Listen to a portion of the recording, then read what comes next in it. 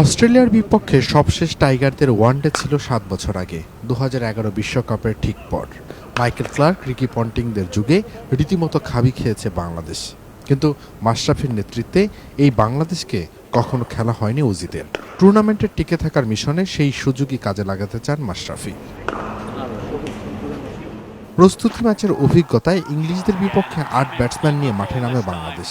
তামিম ইকবালের সেঞ্চুরি আর মুশফিকুর রহিমের ৭২ বলে ৭৯ রানের ঝড়ো ইনিংসে ৩০৫ রানের স্কোরও গড়েছিল টাইগাররা। কিন্তু ইমরুল কায়েসকে একাদশে রাখতে গিয়ে বিশেষজ্ঞ বোলার না খেলানোর খেসারতও তুলতে হয়েছে। অবভিয়াসলি ফোকাস তো থাকতে হবে জয়ের জন্য খেলা, এবং আমরা সেভাবেই প্ল্যান করেছি ওদেরকে নিয়ে।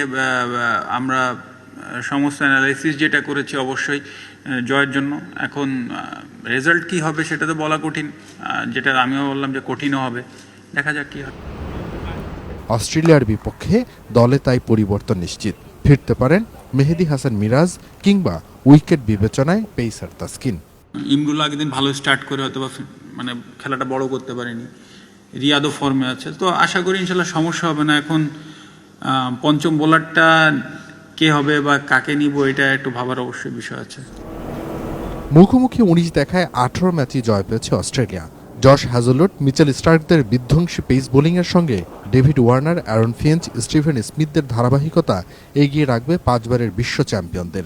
উইকেটের ফায়দা নিতে একাদশে থাকতে পারেন লেগ স্পিনার অ্যাডাম জাম্পা। সব বিবেচনায় অনেকটা এগিয়ে থাকলেও টাইগারদের সমীহই করছেন অজি অধিনায়ক। তাদের দুর্দান্ত কিছু ক্রিকেটার রয়েছে। আমরা তামিমকে দেখেছি গত ম্যাচে, মুশফিক, মাশরাফিও ভালো করেছে, তাই জিততে হলে আমাদের সেরাটা দিয়ে খেলতে হবে। তবে বড় দুর্ভাবনা হয়ে থাকলো আবহাওয়ার পূর্বাভাস। দুপুরের পর থেকে টানা বর্ষণের সম্ভাবনা রয়েছে ওভালে।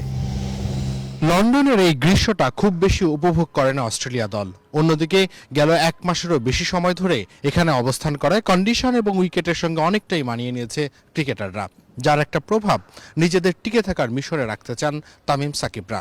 আর সেটি হলে চ্যাম্পিয়ন্স ট্রফিতে খুব সম্ভবত ভালো কিছু অপেক্ষা করছে টাইগারদের জন্য। Ahmed Rakib, Jamuna sports, Oval, London.